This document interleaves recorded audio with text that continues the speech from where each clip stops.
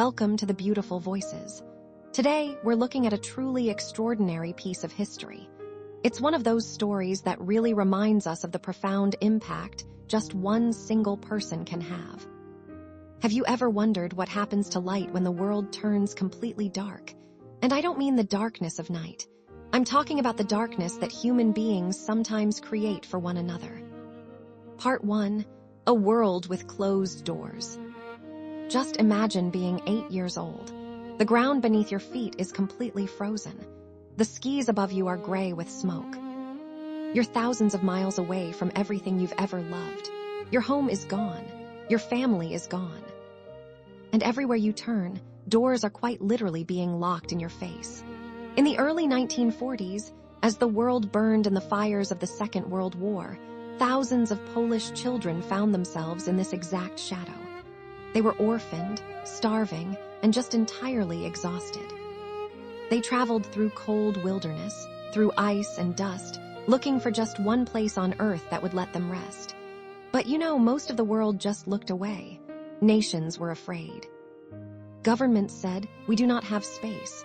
But half a world away, across dry seas and glowing deserts, one man actually heard their quiet cries. He wasn't a politician. He didn't share their language, their religion, or their homeland. He was a king in India. And when the rest of the world saw a burden, he saw children who needed a father. This is the story of Maharaja Digvijaysinhji. It's a story that reminds us that beneath our skin, our borders, and our beliefs, we all breathe the exact same longing to be safe, to be held, and to be loved. Part 2. Journey through the dark. To really understand the light, we first have to remember the journey. When Poland was caught between conflict, thousands of families were torn apart practically overnight.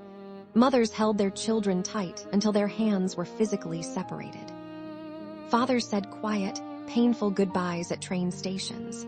And before long, tens of thousands of little boys and girls were completely alone in the world. They walked. They rode in wooden cattle trucks. They traveled across fast steppes, through brutally cold Siberian winters, and down through the dusty trails of the Middle East. They carried absolutely no luggage with them. They carried only memories of home and the small clothes they had on their backs. Their feet were blistered. Their bones were hollow from hunger. But honestly, more than the hunger, they carried a deep, silent fear. They were wondering, does anyone in this world care that we are here?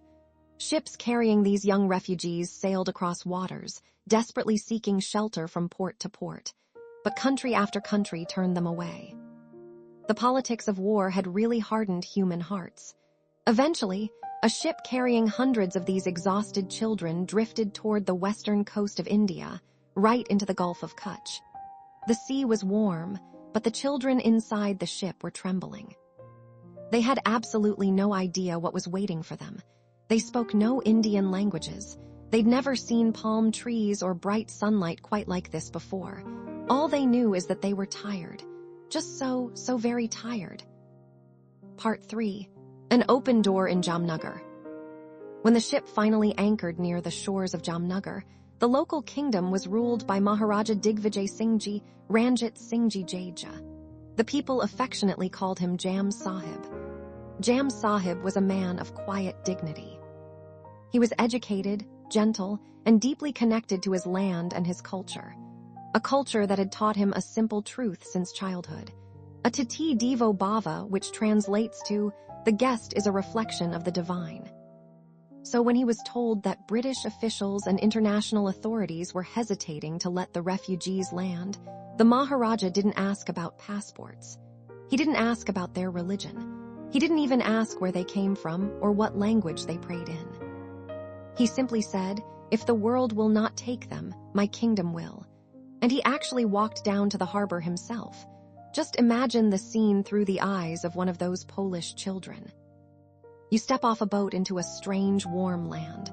You're wearing rags, you're terrified, and standing right there on the shore is an Indian king dressed warmly with a smile that carried no judgment, just pure warmth. And he didn't keep them in tents or distant camps either. He built a beautiful sanctuary for them in a place called Balakati, right near the sea. We're talking wooden barracks specifically designed to protect them from heat and rain.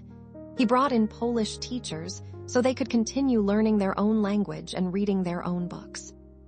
He even hired cooks who literally learned how to make European bread and soups just so the food would feel like home to them.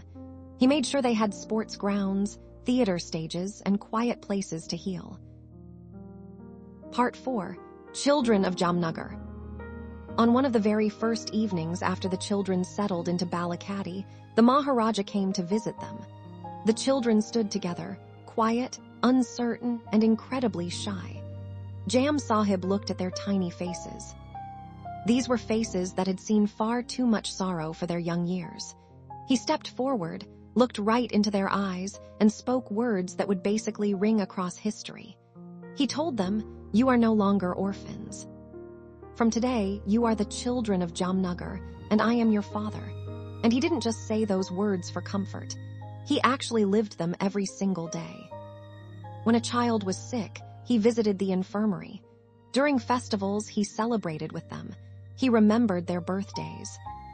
When Christmas came around, he brought gifts for every single boy and girl, making sure that even far away from their snowy homeland, they felt remembered and cherished.